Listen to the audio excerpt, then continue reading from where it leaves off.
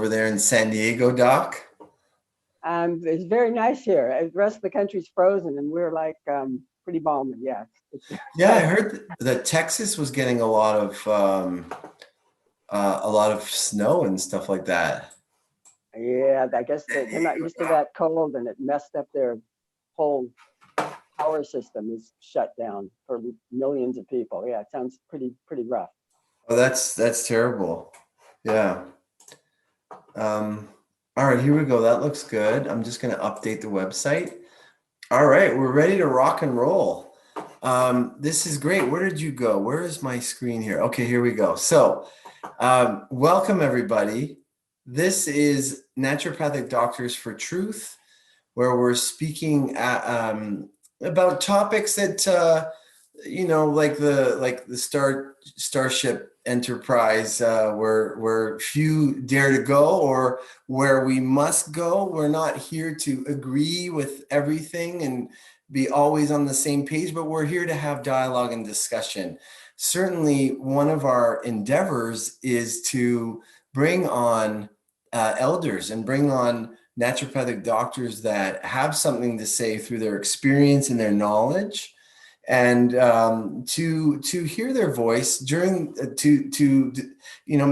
have commentaries about what's going on in this day and age, some of the problems in our profession, the problems with the pandemic, vaccines. These are some of the topics that we like to discuss. Again, not to necessarily all agree, but at least to have discussion, because there's been a trend today where discussion of opposing views is sort of not happening to the degree that it should, for a culture to evolve and to move past where we are today, total division. So I'm really honored and so pleased to introduce Dr. Tim Dooley, who is a naturopathic doctor who graduated from the National College of Naturopathic Medicine in 1978. I was 5. And Oregon Health Sciences University School of Medicine, where he got his medical degree as a medical doctor in 1989. After naturopathic school, he went into practice in Southern Oregon, doing naturopathic family medicine, including home births, which is really cool, I have to say, spinal manipulation, occasional trauma care, and homeopathy, sounding like a very general, broad medical practice you had going there. Yeah, it was very different from training, but yeah, keep going. Sorry. Yeah, sure. Let me, and then we'll have you jump in on this stuff. After allopathic school and internship, he became director of emergency services in a small semi-rural hospital for 4 years. While doing that, he started his current homeopathic practice, and when the practice was large enough, he stopped ER work. Dr. Dooley and his wife ran a free homeopathic and acupuncture clinic in Tijuana, Mexico, once weekly for 4 years in the early 90s. He published Homeopathy Beyond Flat Earth Medicine in 1995. This book has been translated into Spanish, German, Romanian, and Thai, and I might add, has been read by quite a few of the docs that I know, and they've had nothing but good things to say about it. So yeah, that's good. It's good stuff. It's a great contribution. He wrote 65 or 70 articles. Is somewhere in that area in homeopathy today in the late 90s and early 2000s, and taught at Southwest College of Naturopathic Medicine full-time in 1998 to 99, continuing part-time through 2004, which was the times before, I may add, they started to systematically get rid of the elders at the colleges. So that was nice that they had you during those times. He has been to India over 25 times, where he's involved in numerous projects. On a personal level, Dr. Dooley is married with 6 grown children, 4 of whom were homeschooled. His wife is an acupuncturist specializing in mold illness. He built the family's second home in northern Arizona, an off-the-grid geodesic dome, which I'm very impressed to hear, where they live part-time. Now, you exemplify a jack of all trades, it sounds like. He enjoys gardening, prefers bicycles to cars, meditates twice daily, since 72, plays banjo and speaks Bengali, the language of the Indian state of West Bengal and the country of Bangladesh, which we were just discussing earlier, is the home of Paramahansa Yogananda, at least where he grew up in West Yeah, Bengal. And Sri Yukteswar, I think, was also out there too, so they yeah, spoke that language. All right. that's Well, Dr. interesting. Dooley, welcome. Thank you for being on NDs for Truth. We really appreciate it. I could say we, as because of the other people that are very interested to hear what you have to say. How's life these days for you? Oh, actually quite good. I had an interesting experience just before Thanksgiving. I crashed on my bike and splintered my left clavicle, and I had to have a surgical plate stuck on it right after Thanksgiving. So I've mostly been, so instead of being on my bike everywhere, I've had to be in a car since then. I'm sort of limited on what I can do so I don't accidentally pull the screws out until it's completely healed. You know, the lateral clavicle is very spongy bone. And because of the way the fracture was, that's what's holding the whole thing together is a couple of screws and that spongy bone. So until the bone's really healed, I'm not allowed to do too much. So it's been, but actually I feel quite blessed and fortunate because, you know, if this had happened 200 years ago, I mean, I had a shoulder that was, you know, located a few inches over and up, you know, and maybe didn't work too well the rest of my life. Right. And also, Yeah, for sure. if this had happened a few months earlier, this was considered a quote elective surgery, and they wouldn't have done it, you know. And a matter of fact, a few weeks after I had it done, they went back to that. So I kind of hit a little window where at least I could get patched up. Well, you chose a good time to mess up your shoulder. I hope it's healing. I hope it's healing well. Oh, And it's yes, fantastic. Thank you. it's a shame that there are a lot of people that have been denied medical care during the COVID shenanigans. Yeah, it's been pretty difficult for a lot of folks. Yeah. Um, so, Doc, I wanted to ask you about your book. So you wrote that in 1995. It's about homeopathy. Would you consider this book to be a book which is something that a person who is looking for an introduction to homeopathy, like they don't know anything about homeopathy, would it be a good world bridger for that for somebody? Oh, yeah. That's what it was written for. You know, when in the I was very frustrated because, you know, I started my practice during that time when I was doing the ER work, and the patients would come in and they would be clueless what my practice was about. You know, people, they hear homeopathy and they think they think basically a whole bunch of natural stuff and semi-natural stuff, if you know what I mean, just alternative stuff, but they really don't know what homeopathy is. So, and Right. there wasn't a good book I could refer them to, so I sat down and wrote one. About the same time some other books came out, if I delayed, I probably wouldn't have got around to it. But Yeah. uh, I What are really those wrote other it for books? that purpose. What's that? What are those other books that I can't, you would you know, consider? I'm embarrassed to say I never read them. I just read about some other intro books that some other homeopaths wrote about very shortly after, about the same time I wrote mine. Oh, well, that's good. Maybe you started a trend, which was obviously a needed trend. I think I recommended a number of times Impossible Cure by Amy Lansky. Yeah, I find that a nice book. yeah. Yeah. And I see you're in your clinic. You have this slew of homeopathics behind you. Yeah, I don't know if you can see them there very well, but yeah, I've got that's they're interesting. You know, these are just some little plastic um, shelves from Home Depot that people usually put nuts and bolts and things in, and they're just the right height for little homeopathic vials. So Beautiful. I just have everything in roughly alphabetical order, and it's a real easy system.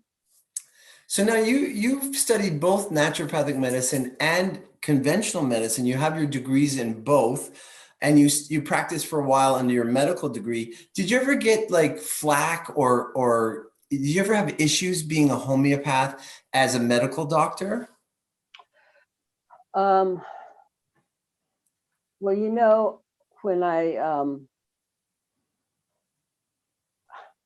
ride my bike to work and I ride my bike home, and I don't interact with the rest of the medical world very much. When I stopped Hmm. doing my ER work, it was a small hospital, and we would admit patients and do all this hospital stuff also from the ER. But then after I left that, I just stopped doing hospital stuff. It was just, they changed the rules in hospitals. I don't know if you realize this. Almost no general practitioners or family people can take care of people in hospitals anymore. In fact, Huh. just about anybody who goes to the hospital now is taken care of by a hospitalist, the physicians and the specialists. And so I finally just really rather dropped out of the medical world and just kind of have done my own thing. So I haven't gotten hassled much because I've just been kind of low profile doing my own thing. Oh, right. And I mean, just out of curiosity, let's say the boards, the medical boards found out you were practicing homeopathy. Are you entitled to, as a medical doctor, to do so? Yeah, okay, that was an issue back in the 90s when I was getting going. It's like, because there were other medical doctors in California historically practicing homeopathy. And I think as long as you just kind of kept your nose clean, nobody minded. But then I guess it was the late 90s or early 2000s, they passed a law in California called the Health Freedom Act. Mm. And I forget what the impetus was to put this through, but it basically said, you can't, not only can somebody like say you're an herbalist and you have training in herbalism, you can practice as an herbalist, but in California, you just have to make it clear to people you're not a doctor and you're not diagnosing and treating disease. But part of that bill also was the protection of doctors who just want to be integrative and do things differently. So since that time, it's been unquestionably okay to do what I do. Oh, that's great. That's good to hear. Um, and I mean, I think that being a medical doctor also affords you some luxuries to help people in ways that, legally in ways in California that they may not be able to be helped. Well, certainly not, let's say 10 plus years ago. But naturopathic doctors now in California are licensed to be able to prescribe drugs if necessary, take people off drugs when indicated, and also write perhaps vaccine exemptions. I understand that you're able to do that as a medical doctor in California. Right, right. Yeah, unfortunately they did not let other health professions do that. Only medical doctors and osteopaths stand up for exemptions where indicated. Right. And how does that look in your practice? Well, it's an interesting history because I grew up in California, and when I was, I don't know, in junior high school or something, the first Governor Pat Brown, passed a law that affirming parents' rights to choose whether to vaccinate or not. And Hmm. so it was kind of a non-issue. And for starting in the 90s, if I had a pediatric patient who I thought vaccines might, throw off the work that we were trying to do, I'd say, listen, I'd be more comfortable if you held off on vaccines right now, and just wait till later. And I didn't have to write an exemption because the parents could just sign it off themselves. So I never wrote an exemption. I never had to write one all those years. Then Hmm. after about 50 years in 2015, yeah, just under 50 years, um, it was there was an interesting confluence of events. There was this was the famous measles outbreak at Disneyland, and it was kind of like the the whatever forces were behind this bill had like the gun cocked and loaded, so to speak. It's like all of a sudden this giant crisis, oh no, measles at Disneyland, and then instantly they had this bill up and they pushed it through on the strength of that crisis, so to speak. What was the crisis? Was it like measles or something?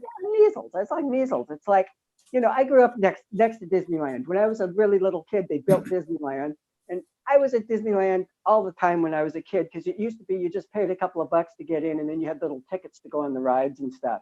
So practically every kid I knew, every birthday was at Disneyland. I was there all the time. So I used to joke for years, I probably got measles at Disneyland. I mean, it was like, where else you can Yeah. get the measles? And it was like, why not get it at Disneyland? If you were feeling a little under the weather, you'd still go to Jimmy's birthday party or something. So, um, so anyway, after that, so all of a sudden now, a couple of cases of measles at Disneyland was like this international crisis. And they pushed this law through, taking away parents' rights to choose whether or not they vaccinate their kids. And it's interesting because that was at the end of a nearly 50-year social experiment where we see what happens if parents are left with that choice, if they can choose for themselves. And the answer was really everything was fine. There were extremely rare problems with vaccine preventable disease outbreaks that happen in every society, even places like China, where they force vaccines on everybody. In other words, they have a close to 100% vaccination rate. They have measles outbreaks all the time. They have mumps. They have problems with everything because vaccines don't give you full immunity. Right. So anyway, what they did was in 2015, they took away parents' rights to do that. And but they specifically said, but doctors can write exemptions, and they can take, and the law specifically says you can take into account family history in writing the exemption. And so after that time, however, there was tremendous social pressure on doctors not to write these things. And so relatively, a relative minority of us were willing to stand up and evaluate kids and sign our name for them if we felt they had good medical reason to not be forced to vaccinate to go to school. I mean, the What were whole the thing gets, yeah, social, uh, go Doc, ahead, go ahead. yeah, Doc, what were the social, you mentioned there was tremendous social pressure for medical doctors to not write. It was social pressure? Was it also Well, professional? by social, I meant really it was professional pressure. It's like, so the social professional world, so to speak. It's like Yes. patients would come in and they would say, my pediatrician agrees that my son should not be vaccinated, but they won't write the exemption because they say they'll lose their job. Hmm. I used to hear that over and over again. Or they'd say, my pediatrician says he agrees with me, but if he writes the exemption, he'll lose his job here, or there'll be various consequences. So that's Yeah. what I meant when I said social pressure. I understand. I understand. And so you ranked in amongst the doctors who were still willing to do that for parents to write medical exemptions where you felt it was a good idea for the kids. Yeah, it was interesting how it came about, because it's not something that I sought out, so to speak. I see, the thing is, like, I have a pile of kids, and when um, our last three kids were born fairly close together, and when they were they were unvaccinated, and when they were about ages 2 through 4, I was like, hey, we should get some vaccines. We should get some vaccines on the kids. And my wife was like, I don't want to, I'm not comfortable with it. It's like, and we started to have a conflict about it. And then I realized, she had always been very intuitive about the kids and always had been right about if I can digress for a second, I'll tell that story. Sure, um, sure. That's great. when my wife was pregnant with the first of those three, she had an ultrasound, and the results of the ultrasound was, oh, it's not a viable pregnancy. There's no heartbeat. You have to have a DNC. With basically an abortion. You have to have a DNC to remove the contents of the uterus here, because this is not a viable pregnancy. And my wife walked out and she went, these people are nuts. I know this kid's fine, and he's like 25 now, or 26 or Oh something. my gosh. It was like we go back and they do another ultrasound and they go, oh, there is a heartbeat. Oh, good. They act like it's no big deal that they told us to have an abortion. It's just like, You're right. it was mind blowing. It was a stunning experience. So after that, I thought, my wife's really intuitive about this stuff. So I just said, okay, I couldn't bring myself to say, no, we're not going to vaccinate. That didn't feel right. So we just decided, well, let's just decide to wait. Let's think about it and wait. We can always get vaccines later, but we can't ever unvaccinate. Let's just Yes. wait. It's like, the incidence of these diseases is extremely low. It's extremely safe here not to be vaccinating. Let's just hang on and wait. So we just kept doing that, even though we traveled, we did world travel, we did all kinds of stuff, completely unvaccinated on the kids. And now they're adults and they can do what they think is right. Amazing. Amazing. I honor that. I truly respect that. Um, Yeah, I kind of so- drifted off there. We were talking about, I was getting into how I got into this. So that was yeah, the first thing. exactly. I didn't vaccinate my own kids, right? So then I started also in the early 1990s to have patients coming into my practice going, my kid was fine till they got this vaccine, you know? Hmm. And I never used to hear that. I never heard that back in the 70s and 80s. All of a sudden in the 90s, it started to happen over and over again, where parents would come in and go, my kid was totally fine. They'd have pictures, they have movies, he was totally fine. And now he has all these neurological problems. Right. And What do you attribute that to in the 90s versus the 70s and the 80s? well, in the 90s, that's when they started giving, they really upped the vaccine schedule. And they Yes. started much younger and they started giving a whole lot more vaccines. They Yes. started giving a Hep B vaccine right when a kid is born, which is a whole nother subject that I could go into, but they started giving Hep B at birth, when you're 0 to 1 days old. And then by the time all of a sudden, by the time you're 18 months old, you've had, I forget, I've added them up. Currently, it's like 25 shots for 30 different vaccines or It's something like huge. that. It's huge. Yeah, And lots of combination shots and yeah, yeah. So it's it was when they started giving that Hep B shot at birth. That's when people started coming in. It was kind of like that was kind of like priming kids, and all of a sudden they're 6 months old and they're getting more shots and they're bombing out. Prior to yeah. that, I wasn't really seeing it. Yeah, Yeah. and it became more common. So anyway, as time went on, I got a little bit more and more skeptical as far as that the vaccine schedule was overly aggressive. And so then in 2015, when these parents needed exemptions, I really wasn't able to do like the other doctors and just throw them under the bus. I just couldn't do it. Well, I think that reflects very well upon your character. Okay, yeah. I do. Really, And thank you. I respect that. I honor that. I wonder, a couple of the things that I respect the conventional medical profession because I think there's certain aspects of medicine that they'll always do very well, and some of those are like acute, emergency medicine, life-threatening situations where heroic measures are needed, and we need that. So and there's some times in a person's life when they're just so overwhelmed with the factors of their illness that they could use some good old-fashioned allopathic suppression of symptoms. Um, so I mean that, but there is like what you mentioned about this sort of blasé, oh yeah, oh there's the heartbeat, like that kind of attitude, but also the way that there's this dismissal of a parent's observation of their child before and after a vaccine, how that's completely dismissed. By, I don't want to say everybody, but by the large majority of conventional medical doctors, that a mother knows her child, a father knows his child, and then they get vaccinated and they say, this is not the same child since the vaccine. There's empirical evidence there, which is discounted. Yeah, it's mind numbing. It's absolutely mind numbing to witness. It's like, if you said, hey, my kid got this rash after this penicillin shot, they go, oh, okay, we won't give them penicillin anymore. Yeah. They maybe never even saw the shot, but they'll just believe you. I mean, it's the cornerstone of pediatric medicine to listen to the parents.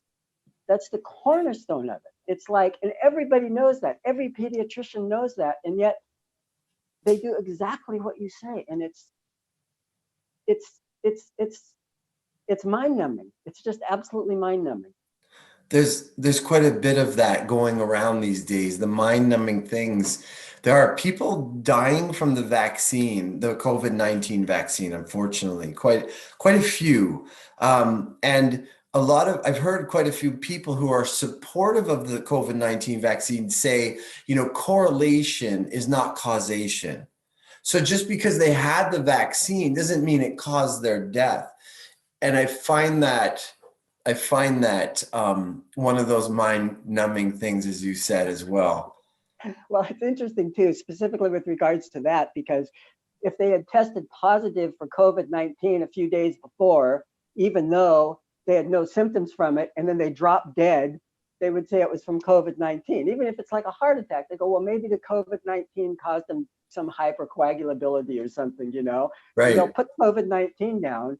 But then when it's the flip side and it's the vaccine, yeah, oh no, had nothing to do with it. right.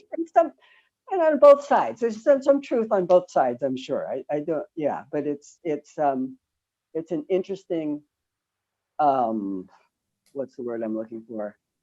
Contrast, I guess. Hypocrisy. Yeah, like definitely, I do find that. Would you feel comfortable to share with us what your views are on the COVID-19 vaccine? Well, yeah, I mean, because I get asked this a lot. And so how I answer people is I say, well, for me personally, I'm not comfortable with it. And there's a number of reasons I'm not comfortable with it. One is because I have some history of problems after some vaccines personally. And so I want to avoid them unless I really feel like it's necessary. Two is that it really is not an approved vaccine. It has only experimental use authorization. That is totally different from approval. I mean, in other words, that means it has not been shown to be safe. And you know, I'll digress for a second here. I can't remember the exact name of the study. There was some study about 3 years ago that came out and looked at allopathic medicines. And what they found was that 30% of allopathic medicines within 10 years of their introduction had to be taken off the market because they were too dangerous. Mm, And I was like, 30%. Now, allopathic medicines, to get an allopathic medicine on the market, it has to go through extensive testing. It's like about a 5-year process. It right. has to be scientifically shown to be safe and effective, and yet 30% of them are off the market within 10 years because they're just causing too many problems. Yeah. Well, so here we have a vaccine that's only had a couple of months. It's a new technology, it's messenger RNA thing. It's a new technology. It does not have anywhere. Basically, if you get the vaccine now, you're part of the study to see if it's safe, whether you want to be or not, because this is still the time when it should be being tested to see if it's safe. It takes years to be able to establish its safety, whether or not it's going to be associated with autoimmunity and various other problems. So one, it's the reason it has an emergency use authorization is because it has not been shown to be safe. Two, um, let me just put it this way. At this point, lots of my patients have tested positive for COVID. I've seen lots of people who have been tested positive for COVID and they're sick.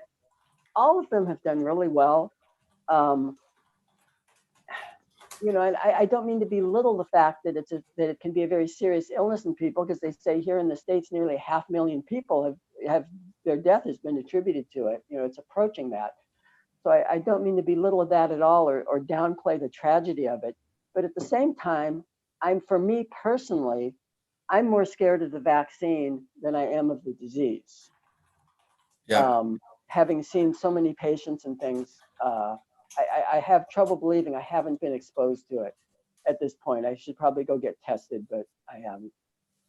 Yeah, I could see what you're saying. I mean, as a naturopathic doctor, even as you know, you shoot from both hips as a medical doctor and naturopathic doctor.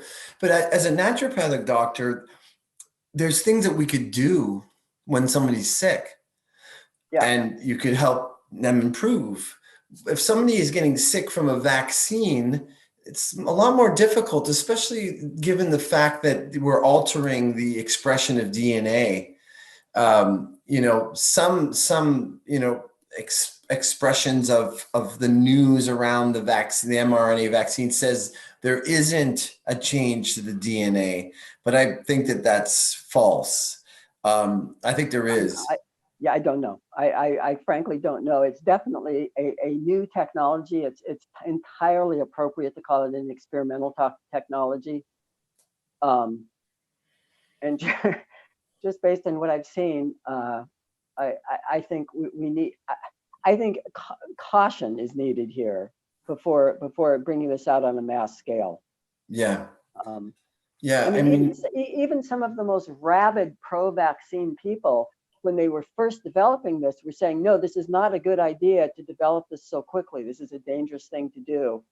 A lot of those same people have since kind of fallen in line and are supporting it. But just 6 months ago, they were saying, this is dangerous. They shouldn't proceed like this. were these people like in positions of authority, like in their field?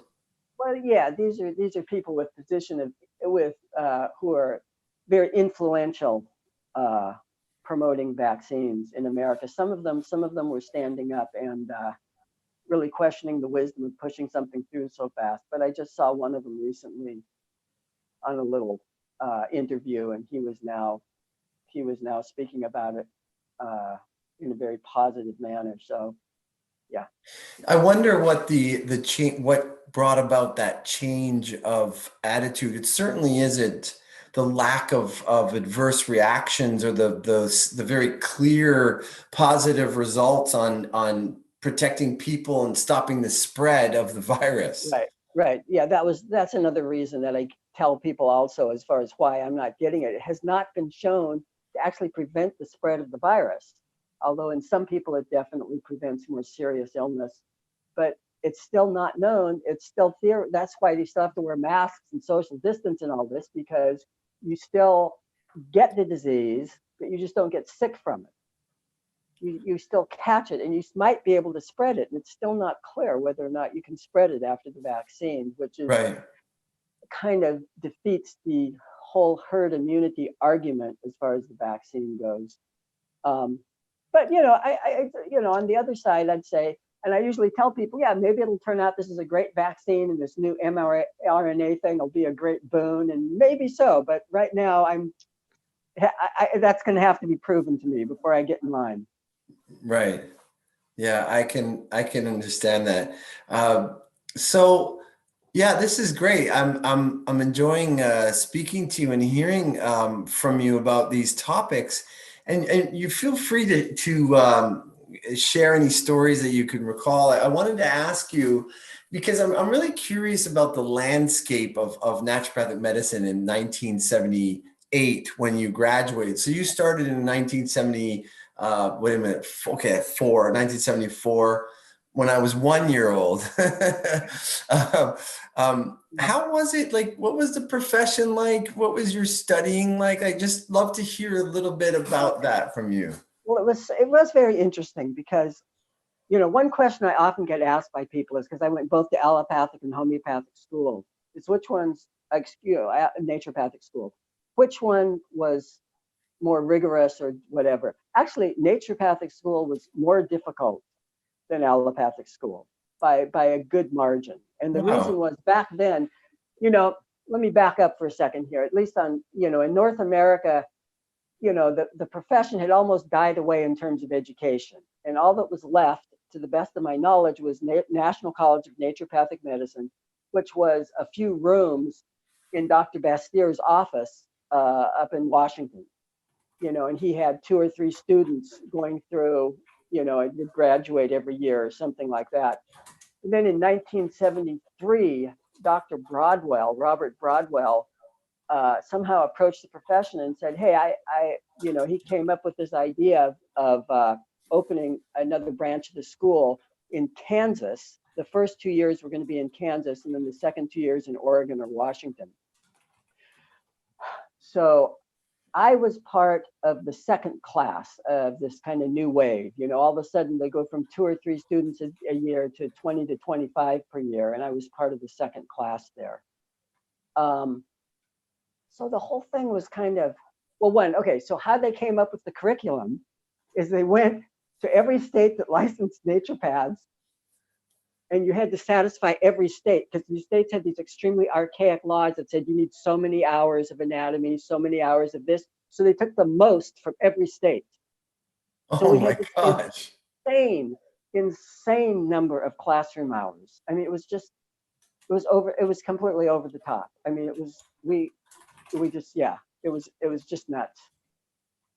That's crazy. That's like what happens, and I think it sounds even worse what you went through. But the students get sick in the program because they're just so stressed and in sitting for so long, and so much information, like disparate information to cram into one's mind.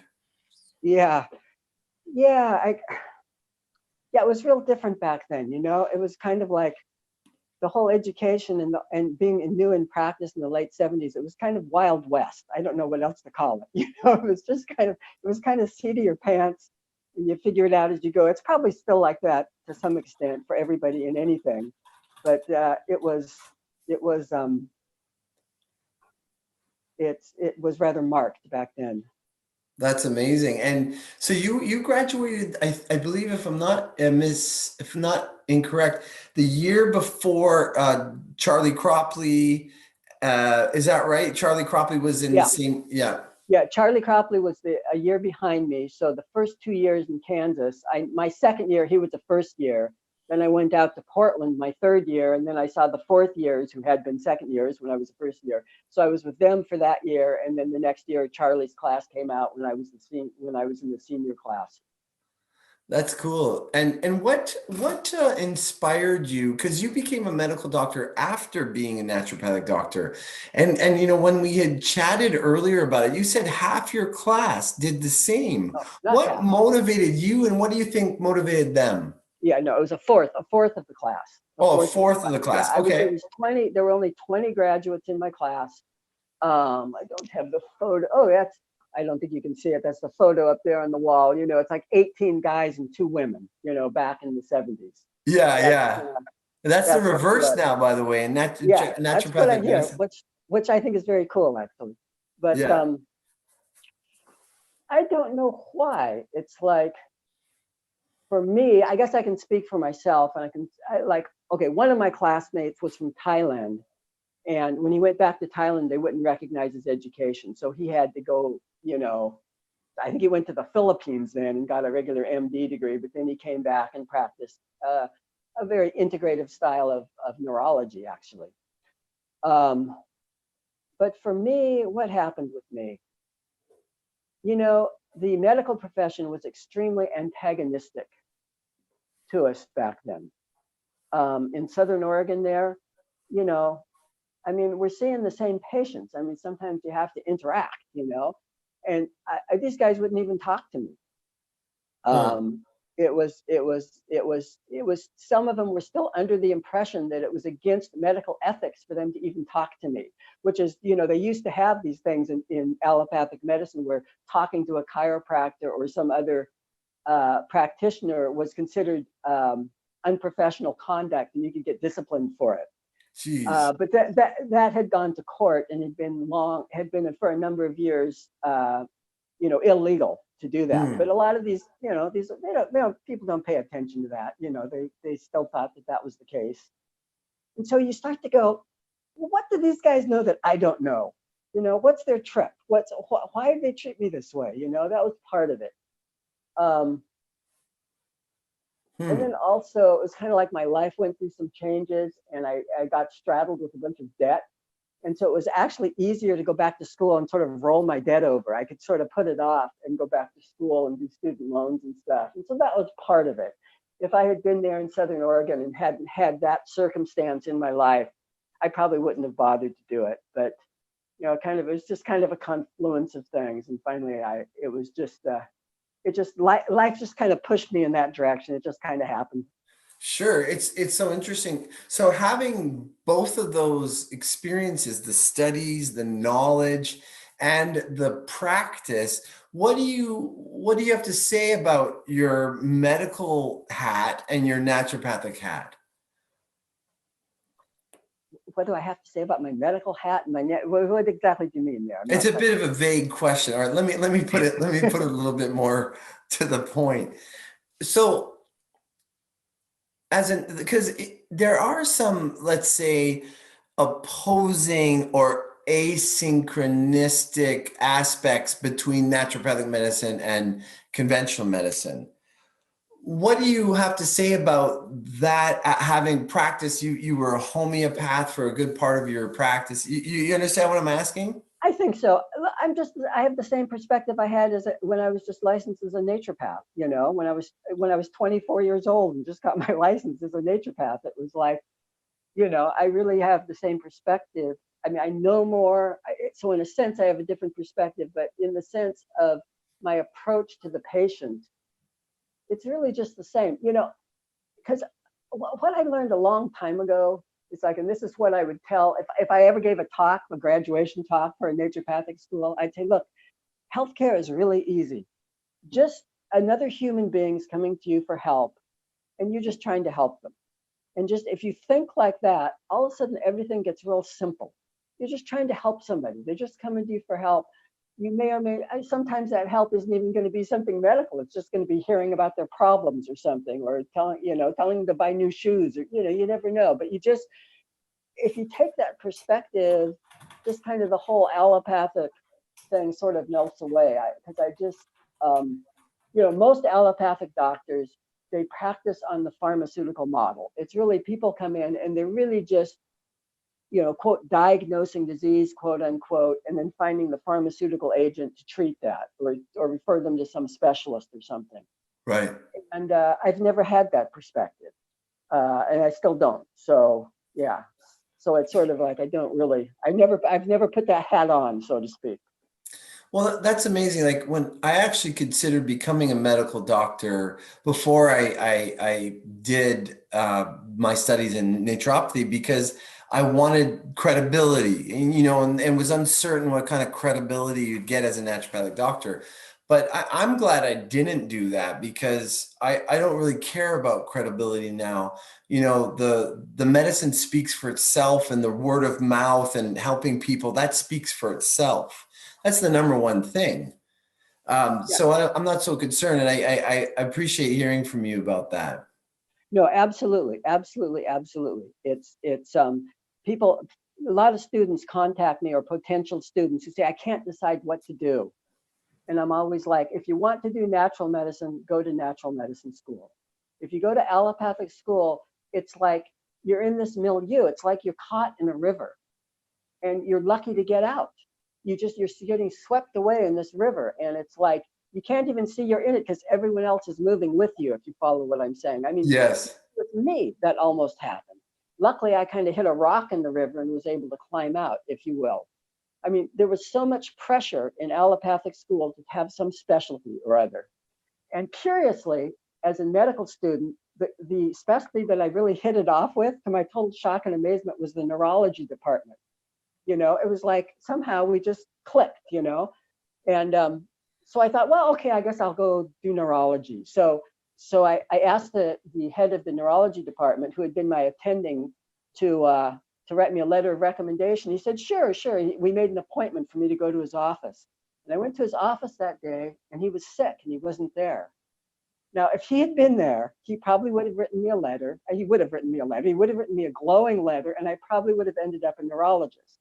And then after finishing neurology specialty, I would have had to pay off all these loans and stuff. So I would have got some job as the neurologist. Do you follow what I'm saying? Yeah. And then you're just Yeah. practicing, and then you're in this job where even if I had this perspective to do natural stuff, it would have been delayed for so long, and I would have gotten so rusty at it. Instead, Right. I thought, instead, I just thought, let me, what do I really want to do, and I did. So I finally came up with this strategy of just put it off for a year by taking a old-fashioned rotating internship, a transitional internship in the hospital. Instead of starting into a full residency, just do one that where you do a little bit of everything for a year, you get your license, and then you can go on to something if you want to. Sure. And so I did that, and then again, it happened again. I got pressured. These people from the family practice program in San Francisco were going, "Oh, you would fit in our program so great. We need people. A lot of people drop out after 1 year. We've got second-year residency spots. Come over and apply." I'll make a long story short. I actually did that application, but the day I went over there, this bizarre thing happened where somehow I managed to offend the director of the program just through a total accident. And so they didn't want me. And again, I was just lucky. Once again, the same thing would have happened. You go through the whole program and then you have to get some job. So I Yeah. was like so happy that didn't happen. Looking back, it was just like a great blessing in my life. Sounds like you have been blessed with that fortune. One what you're talking about now makes me think a lot about a very big problem in naturopathic medicine today, is that students are graduating with massive amounts of debt. I mean, we're talking $250,000 to $400,000 in debt, some more, and and they become straitjacketed to a certain way of practice, which is not always in keeping with their ideals and how they really want to practice. Yeah, no, I hear about these students and their debts, and I'm just like, how could you possibly do that? You would absolutely be forced to go into some kind of sub area with high reimbursement to the best of your ability just to stay alive. You know, Yeah, I, yeah. it's just shocking to me. Naturopathic school was cheap when I went. It was cheap. And it should be a lot cheaper than it is. I mean, it's not Oh, like the quality of the education has gotten so great that it warrants the massive prices. yeah, it's a huge problem. It's a huge problem, and really, you know, it threatens the foundation of natural medicine. I mean, because right now there's this whole censorship thing going on, and I was thinking about this recently. Like they're censoring. At first they started off with censorship, just doing people like Alec Jones, who is this extreme right-wing guy who was saying like this terrible incident in Connecticut where the guy went and killed a bunch of kids at the school, like Sandy Hook School. He would say, "Oh, that was false. It never happened. These people are all lying. These parents are lying." This guy would just say horribly offensive stuff, and so nobody had a problem getting that guy censored. But Right. then, as soon as you cross that line, I mean, the right thing to do would be to take him to court and make the court shut him up. But instead, they let the the private company censor him. So then what happens is you start to get more and more censorship. And now they're starting to censorship broadly. I don't know if people realize. Now, what one of the major motivations for censorship is things which go against the pharmaceutical industry model. Yeah. For example, like the whole vaccine thing. If you stand up and say, look, here's all this research that's, is being ignored, you can get censored for that. I know that sounds wacky, but you can get censored because you're presenting a point of view, which, I mean, when you get down to it, goes against the pharmaceutical industry model. Yeah. Higher alternative healthcare movement goes against the pharmaceutical model. I mean, the naturopathic profession, I mean, if this continues, it really, it puts, I know this sounds extreme, but I tell you, I honestly believe it puts the entire naturopathic profession potentially at risk, this whole censorship movement. The Yeah. pharmaceutical industry has so much power. People have no idea how much. They're like the most powerful entity, like practically the history of the world. They have more lobbyists than there are, representatives in Congress. They control the media. Almost all, it's something incredible, like 50 to 80% of all advertising dollars comes from the pharmaceutical industry. So they can just turn off media interests, just like that. They control all of the medical, they largely control medical research. They control the medical journals as to what's allowed to be printed. Yeah, They largely, directly and indirectly control the allopathic medical profession. And so for sure. For their sure they their do. ability to push their agenda right now is so extreme. And so the naturopathic profession, as time goes on, may be confronted with the choice of getting on board the pharmaceutical model or having extreme difficulty. Yes. Yeah, I agree. And I wonder what we could do if we were kind of united and stood against this. But the problem is that we're not united. We're quite split. As you know, I've realized recently, much to my shock, that mind-numbing thing we're talking about, how how much the naturopathic profession actually is a microcosm of the larger population of the world. So I guess that's not too much of a surprise, but it's still surprising that so many naturopathic doctors are actually in agreement with the censorship. They support the censorship. They support the pharmaceutical driven narrative and the mainstream narrative, and are unaware of these things. No, it's a big problem. I mean, even like when, you know, even like Donald Trump getting censored by Twitter, it's like there were people, applauding that, but then they got censored. Like Yeah. some left-wing socialist groups got censored. And it was kind of like, uh, and that's the problem. I think the secret, in one sense, you have to. People can have different opinions on these subjects. I've worked with homeopathy for years, and I just accept that it works extremely well. A lot of people go, I don't believe it works. Students would tell me that, and I'd say, yeah, I was skeptical in my own mind for years until finally, finally you get better at it. You start to see very strong reactions where nothing else can account for it. And you realize, wow, this stuff really works. Yeah.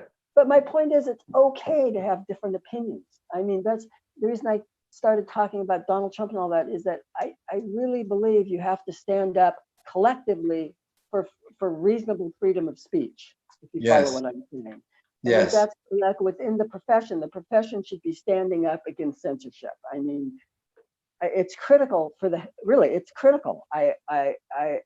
People don't realize that how at risk alternative medicine is right now. Yes. I agree with you 100%.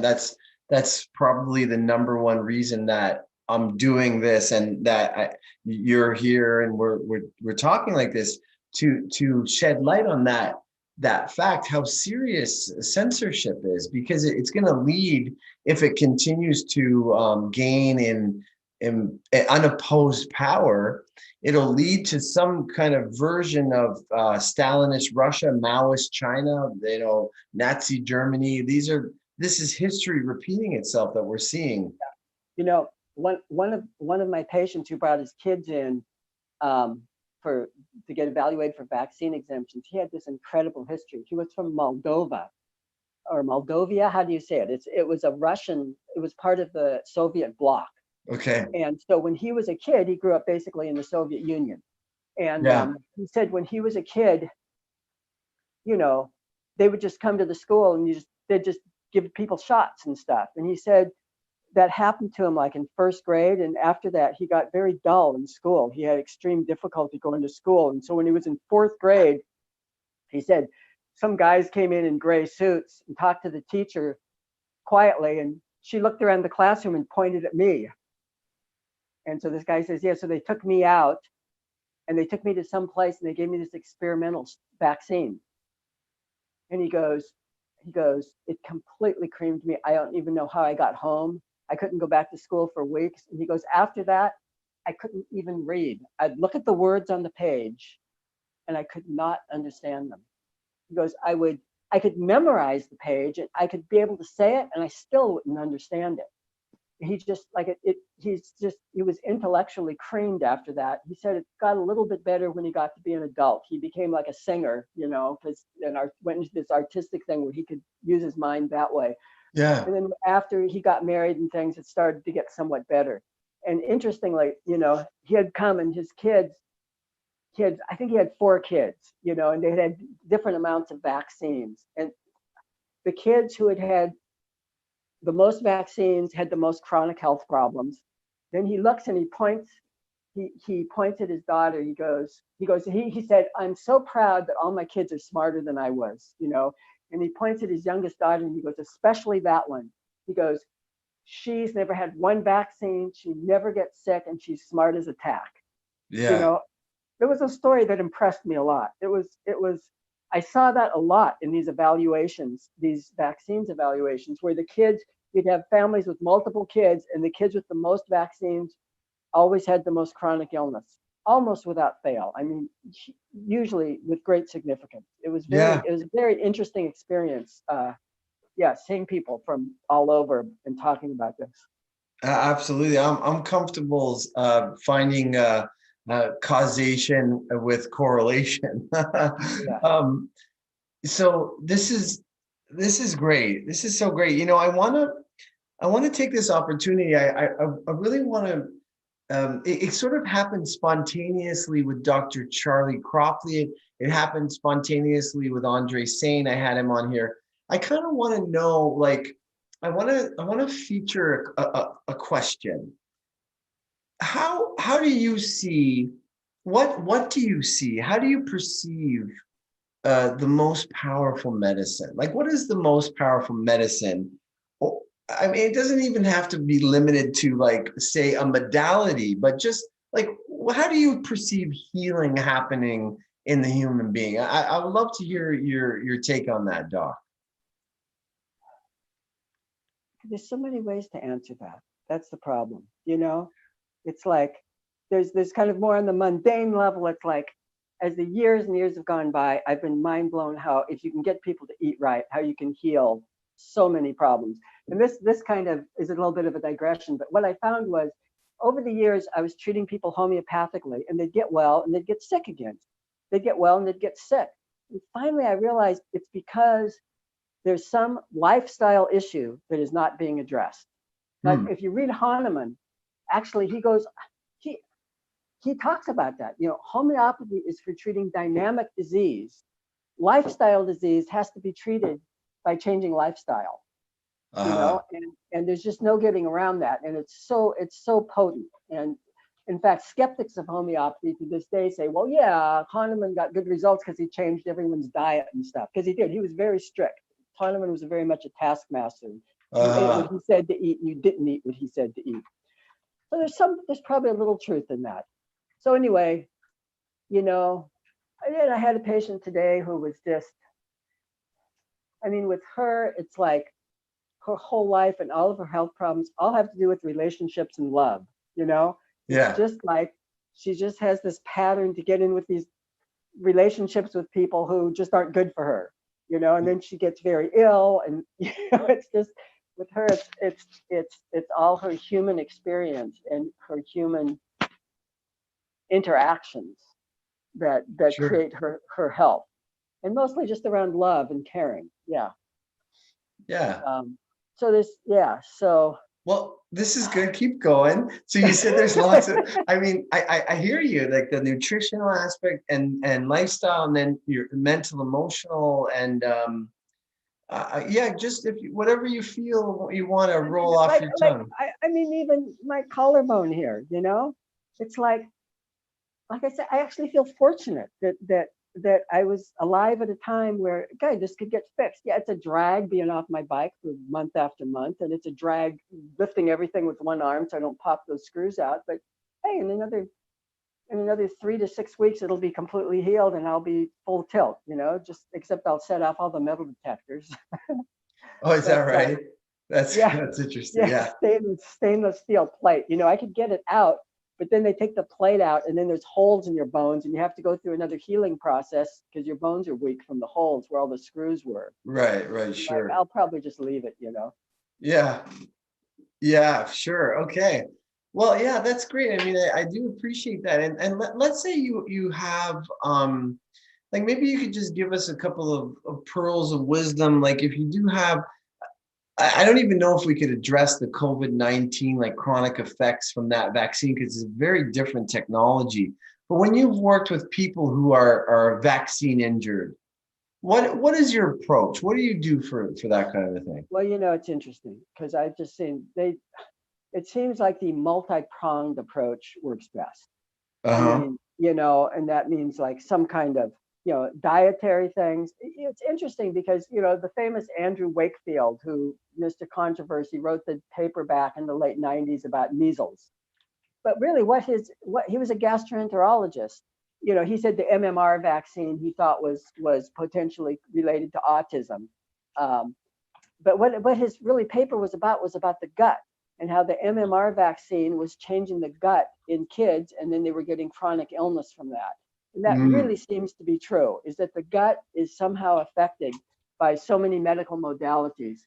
And so most most kids who have vaccine injury or humans with vaccine injury, kind of the multi-pronged approach seems to work best. I mean, lots of times they need to detox in terms of like saunas and things like that. Lots of times they need physical medicine, osteopathy, or craniosacral work. I always treat them homeopathically. And the dietary aspect is really very critical. And curiously, a lot of people, it can vary quite a bit what foods bother them and what foods don't bother them. But of course, classic things are like milk and wheat. Common things occur commonly, and those wheat products are very commonly a problem there. So it depends on what type of vaccine injury it is, and some of these people are really hard to help. Um, yes.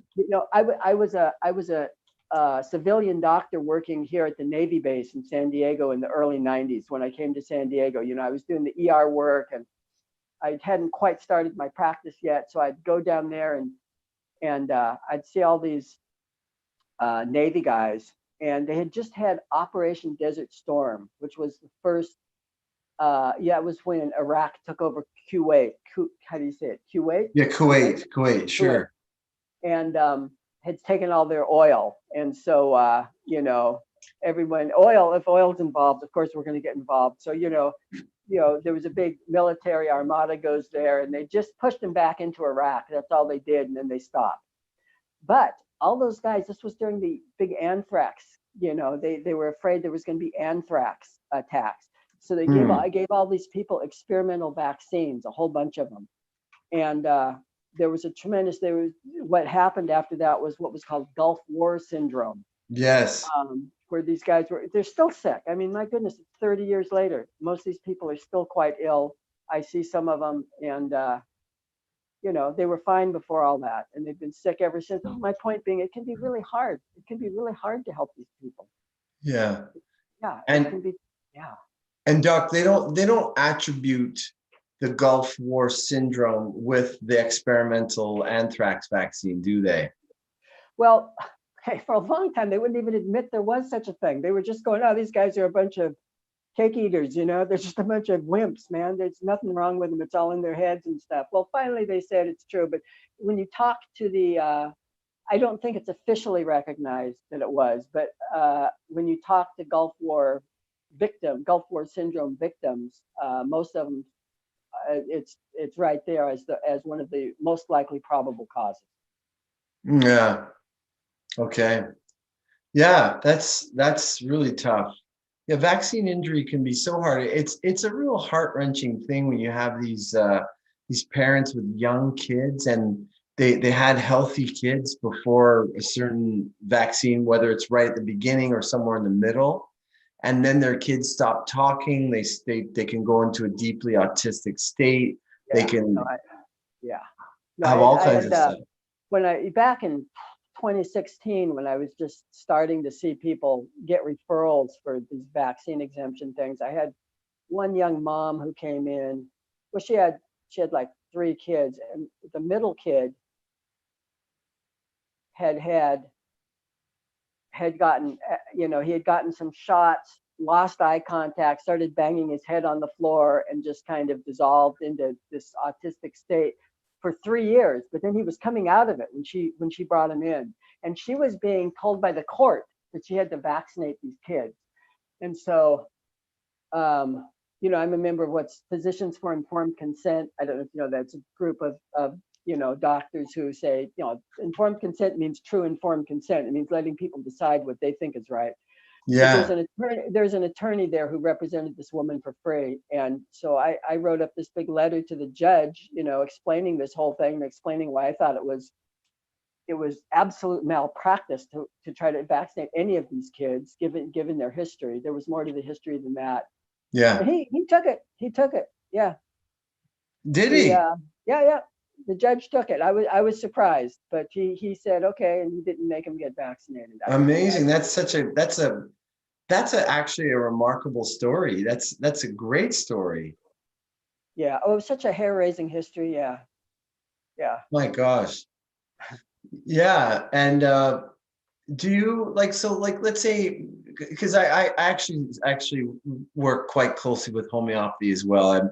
I'm a big fan of the medicine. When you have a case of let's say vaccine injury, are you seeing a lot of, like, you know, in the classical materia medica remedies, like you seeing thuya a lot, silica? Are you doing that? Are you also doing a like constitutional, if you'll accept I that? just yeah, I see. I just treat them according to their symptoms, you Yeah. know, because Yeah. their symptoms are telling us how their body's reacting, if you will. And so, like one of my patients who I've been treating for years, I think I've been treating him 5 years now. He was pretty wiped out when I started with him, and he's much, much better now. But all of a sudden at school, we've been giving him sulfur. I just had his mom giving him sulfur intermittently when certain symptoms would develop, and he was doing great with that. And then all of a sudden, she sent me an email going, "Oh yeah, all of a sudden now he's totally out of it. He can't, you know, relate to any of the other kids. He's scared, totally terrified of the dark. Has to have all the lights on to sleep." You know, so I gave him, long story, I gave him Sure. stramonium, which is actually, I haven't heard from him. I'm sure he's doing fine because I would have heard from her by now. Right, I've been right. working with her for a long time, you know. No So I news just is kind of, good news. yeah, we just kind of stay on top of it, you know, with all these kids. Yeah, Because it's mostly kids with the vaccine injury. Although adults, there's more vaccine injury than you realize, though. You just don't know it's vaccine injury. right. I Because mean, they're more compensated. yeah, and also you just don't connect it. Like, for example, I didn't connect this until quite recently about myself. When I was 19 years old, I was going to, there was this big earthquake in Nicaragua, and I was going to be part of a relief team that went down there and brought supplies and just kind of helped people, even though I was just like a college sophomore. So I dropped out of college, got myself a passport, and went and got a bunch of vaccines, whatever the health department recommended. Well, it turns out I didn't go. It just, you know, other people went and I didn't. The project went through, but I didn't go with them. I ended up just getting a job and going back to school later. But long story short, within 6 weeks or so after those vaccines, and what was I injected with? Mercury, aluminum. Back then, you know, there's a lot of thimerosal. I got a huge dose of mercury.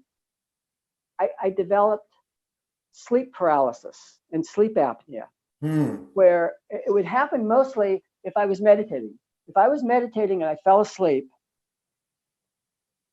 I would stop breathing and I would know that I was meditating. I would know exactly where I was, the room that I was in, what day. I knew what was going on, and I couldn't breathe and I couldn't move.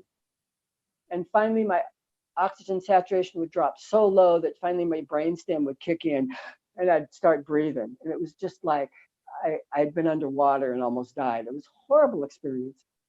Um, It and it was almost only, sounds like samadhi. yeah, yeah, but I thought it was some sort of semi-mystical thing at the time. But over Yeah. time, I realized no, it was like it was probably mercury toxicity in my brain. And so how many, like I used to puzzle. Why do people have sleep apnea? When I was a kid, people didn't have sleep apnea. It's like everybody's got sleep apnea. People are on these CPAP machines all the time. And I Yeah. realized, well, you know, they give these flu shots and it's got thimerosal in it still. I'm pretty sure the adult dose does. The kid dose doesn't. Pediatric dose, I don't believe does, but I'm pretty sure the adult dose does. And it's like, these people are getting slugs of mercury every year. Yeah. And I thought it that goes, changed. I thought they stopped doing it. I'd have to dig a little bit I'd have more. to check. I think it's still in the adult. It may not be. It's still full of aluminum for sure. Yeah. Um, so it may not, the mercury may not be in the adult dose. They took it out of the kid dose. Yeah. But I was thinking about it, so my point is it possible that my sleep apnea, sleep paralysis experience was related to that vaccine? And I'm like, yeah, of course it's possible. I can't conclude that it was from the vaccine, but then Right. when I look at my patients and I go, wow, how many of these people, who are having breathing problems in their sleep have had vaccinations now? And it's Yeah. extremely high percentage. It's extremely unnerving that there's so few truly unvaccinated people around, because they're the control group. That's what you need to evaluate vaccines. You have to have a control group, and that's Right. unvaccinated people. And the numbers are dwindling, unfortunately. Do you have any guesstimation of the percentage of the population that's been unvaccinated? No, I don't Okay. know what it is. I don't. It's low though, and especially as you get into adulthood. I mean, even me, I didn't have vaccines till I was about 5, and then they took me down to some shopping center where they were lining kids up and hammering you with something, DPT or something back then. And then, yeah, I got a polio. I think those are the only vaccines I got. Yes, it would be 1950s. Right. And Um, yeah. what's your opinion on homeoprophylaxis? Have you looked into that at all? Oh, it's really very interesting. It's like one thing happened on that. Maybe I already discussed this with other people, but in Cuba, did you hear about this thing with the leptospirosis in Cuba Definitely. regarding? That's a great story. Yeah. Yeah. I mean, should I reiterate it here? Everybody knows it. I mean, Yeah, why not? reiterate quickly. I think Okay. we should I believe celebrate it was, that. yeah, I believe it was 2006. They ran out of leptospirosis vaccine, and as people may remember, leptospirosis is a spirochete disease that is spread by rat urine, and it would get into the water supply in Cuba during hurricane season, and they'd have leptospirosis outbreaks. So they'd immunize everybody for leptospirosis. So in 2006, they didn't have enough vaccine. So I don't know. Somehow somebody had been looking into homeopathy and said, hey, let's just try it. What do we have to lose? It's cheap. Let's do it. So I believe they made leptospirosis 200C. I forget exactly. I think it was 200C. They gave it to 11 million people. It's And just amazing. yeah, and they got fantastic results. I mean, they were Even like, better than when they vaccinated everybody. that's my understanding. It was Yeah. supposed to be a bad year. Every indication was it would be a terrible year, and they did great. So they were like, they wrote it up and tried to publish it, but it's like who controls the journal? The Who pharmaceutical controls the industry does. media, the journals? Yeah, If we had a free expression and the media was truly intent on sharing information, yeah, that would be an earth-changing event. If but for nothing different before, but after that, if the world heard about that adequately, that would be a world-changing event right there. yeah. Because So yeah, the the homeopathic prophylaxis was even more effective at reducing leptospirosis than the vaccine ever was. And it yeah, continued to be yeah, so for years. yeah, and I believe, I know that I've heard that this is controversial even in Cuba. Some of the doctors are like, no, this couldn't possibly be working, but I believe they've done it with some other things too. And I know that for COVID, they did a prophylactics thing with the adult population in Cuba, giving people homeopathic remedies to try to as a prophylactic measure for COVID. And so they're using it there, and it's so after that, I became more open to homeoprophylactics. My perspective on it has always been like, if the measles was going around, you should probably take some homeopathic measles. It's not going to hurt, and it probably is going to help. How long that goes for, though, I've always said, well, it probably doesn't last real long. It lasts maybe a few seasons. But then, recently I thought, these diseases have a tremendous affinity with the human body. That's why they're epidemic diseases. That's why we all got them when we were kids, right? We all got, because they have this certain affinity. So the homeopathic prophylaxis may have great benefits beyond just preventing that disease for a few seasons, if you follow what I'm saying. Yeah. But this is Yeah. something that I don't know if in the course of my life I'll ever experiment in enough to have a good opinion on. But I've heard, some doctors saying, no, I've used it, and with, there's benefit beyond just preventing those diseases. Well, And I was, definitely yeah, yeah, the books that I've read on homeoprophylaxis, they show a correlation with a reduced number of incidents and general overall health. There's also a reduction of, let's say, other childhood possible diseases like asthma, which is yeah. right. And the or like I forget all the different conditions Yeah, right now. It's but been is a that number of but but is that compared to the vaccinated population or to unvaccinated kids without homeoprophylaxis? When you say less asthma, I'm very curious. good question. I think it's comparing it. Actually, I don't recall right now. I'll have to brush up on that. But I think Yeah, off the top of my head, I think it's comparing it to the vaccinated population. yeah, it's probably just the general population, which is mostly vaccinated. Yeah, Yeah, right, right. But I it's have to kind of look at like, that. yeah, But these studies. there are Yeah, benefits there. yeah, and I don't know that much about it actually. It's not something I've studied extensively. It's just kind of I went, gee, I should probably know more about this. Yeah. Yeah, me too. And I need to brush up on my facts over here, I see. Um, but yeah, no, this is great. I'm really grateful just to hear you say the things you're saying. I find that I find elders in the profession are really they should be the backbone of the profession, the very heart, the core of the profession in terms of education, in terms of inspiring young students and doctors into what the medicine can do. Um, you know, there's a lot of fear around being a naturopathic doctor, and I don't think we should practice in fear.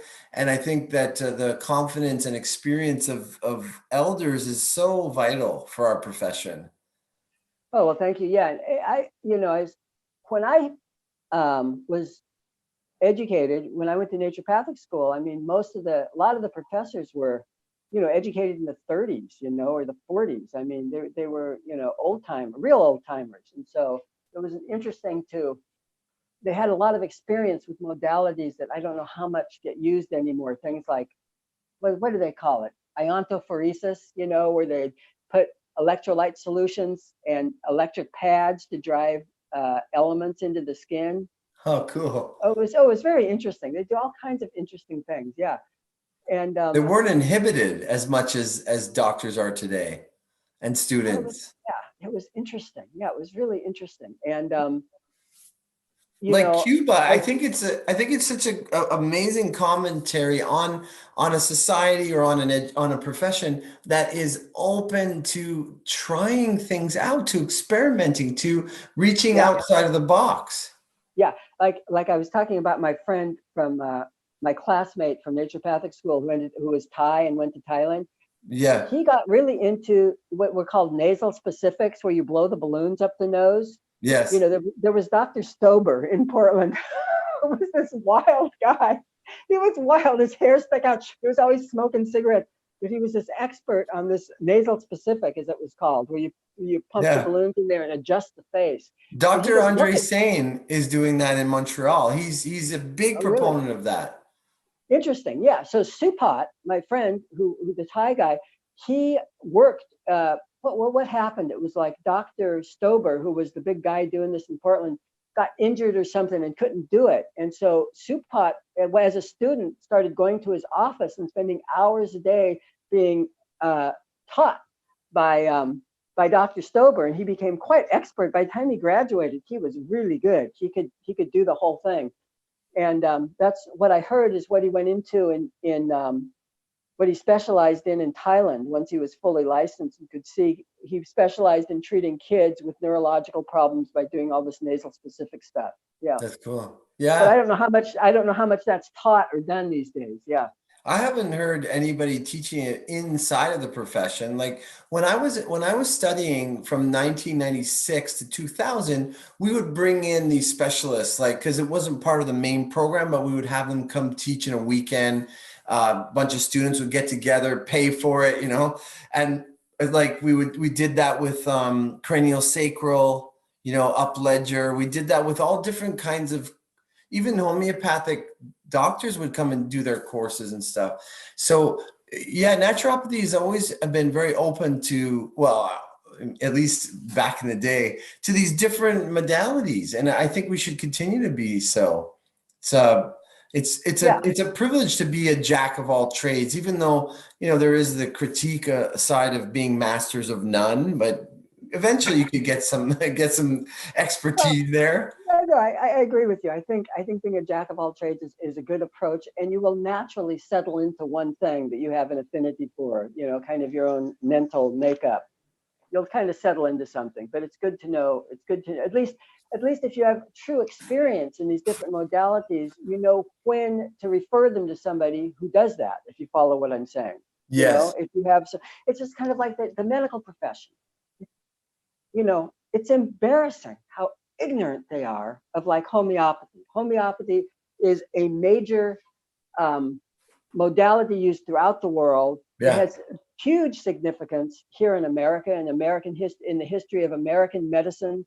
I mean, the only statue, I think there's a statue of two medical doctors in America, and one is Samuel Hahnemann, and his statue was uh, the president of the United States went to it when it had its unveiling. That's how big a deal homeopathy was then. And the Right. other one is, I think it was, what's his name? Oliver Wendell Holmes, is that his name? But he has a statue not because he was a doctor, because he became a Supreme Court guy. So I'm pretty sure. But so my point is homeopathy is a huge, significant history in America. People use it around the world. You would think that they would at least get one 45-minute lecture to just understand that true homeopathic remedies are non-toxic, that they try to, they don't force changes in the body. This is what they need to be taught. They don't force changes in the body. They elicit a response. It's kind of like if you have an animal and you're trying to get it to move, right? You can wail on it with a stick and force a change, or you can hold a carrot and try to elicit a response without forcing a change. That's a And that's great what, that's yeah, a great that's what, metaphor. yeah, and that's what we do in homeopathy. We're trying to elicit a response without forcing a change. And that's why it's very individualized. If you held up a carrot in front of a tiger, you know, unless you smelled good, I mean, the carrot's not going to attract them for sure. Yeah. So that's the individualizing aspect of homeopathy. But if the medical profession at least understood that, just that one little fact, that you can safely mix these with conventional medicines because homeopathic is working on a different level, so to speak. You're not Yes. forcing a change. There's no dangerous interaction. Right. But they don't know that. They don't know And what he's it's saying. like what It's you just said. embarrassing. It's like what you said, the pharmaceutical industry is basically sponsoring the programs and, ushering the doctors to prescribe and to think in the model of what only, the big pharma wants them to be thinking. So yeah, that's probably why they're not being educated properly around lots of topics. Yeah, but you have to realize too that allopathic medicine, at least in America, the reason the American Medical Association was started was to fight the American Institute of Homeopathy. The American Institute of Homeopathy was the first national medical profession, medical society, and it was like, the then allopaths were bitterly opposed to homeopathy because all the homeopaths were all traitors. They had all been allopaths who had jumped ship and said, I'm not going to hurt people anymore. I'm going to use the safe scientific method. And also the osteopaths, they hated the osteopaths. And it was really antipathy to those two groups, which caused the formation of the AMA. And the AMA has always been opposed to natural therapy from its inception to Yeah. this day. They will always claim, oh, no, we're not. Yeah, they are. Sorry. They are. They are. Sorry. Yeah. Yeah. And I think it's partially because ultimately they have no principles. American Medical Association is not the conventional medical model is not based on any principles where these other medicines are. No, you hit it right on the button there. There's no principle at the base of allopathic medicine. So it's, you know, despite its progress in many areas, et cetera, there's no underlying principle concept, like especially we have in homeopathy and natural therapy in general, just that you're helping the body heal itself.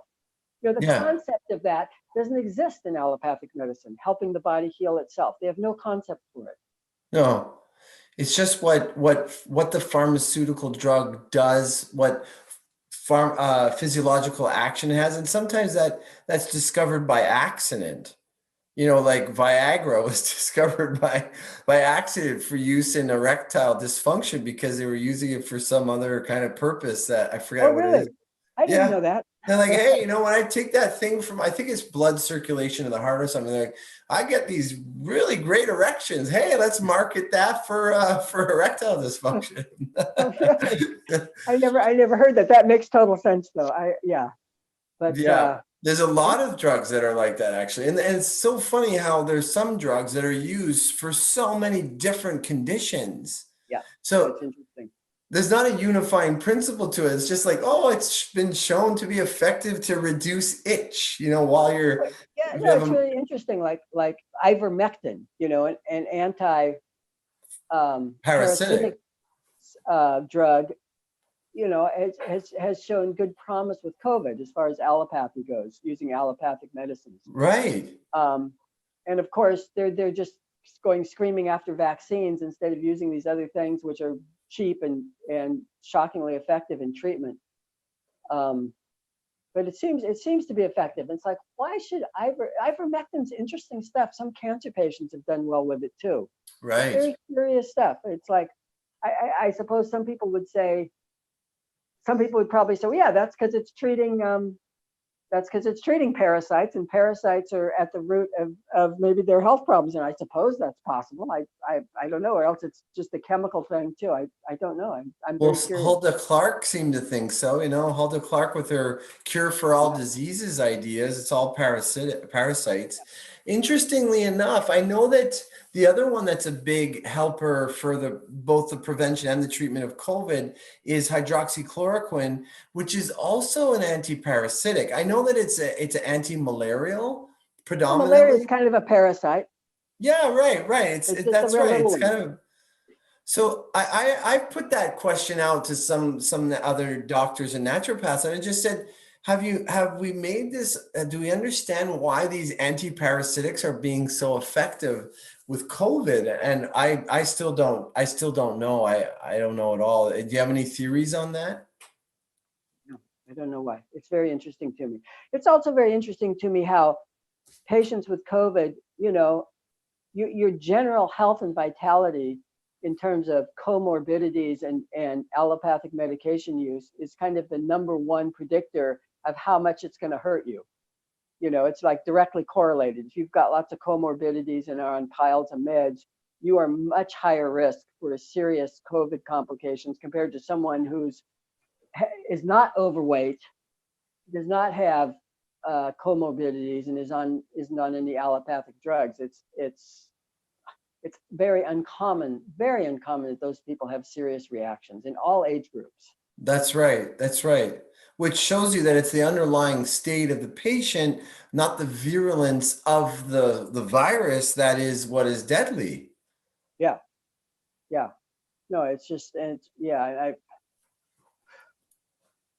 it's interesting because it's not something I see discussed in the media very much. That, hey, you know, if we were all healthier, we wouldn't be having so many so many deaths from this, which is a simple but true statement.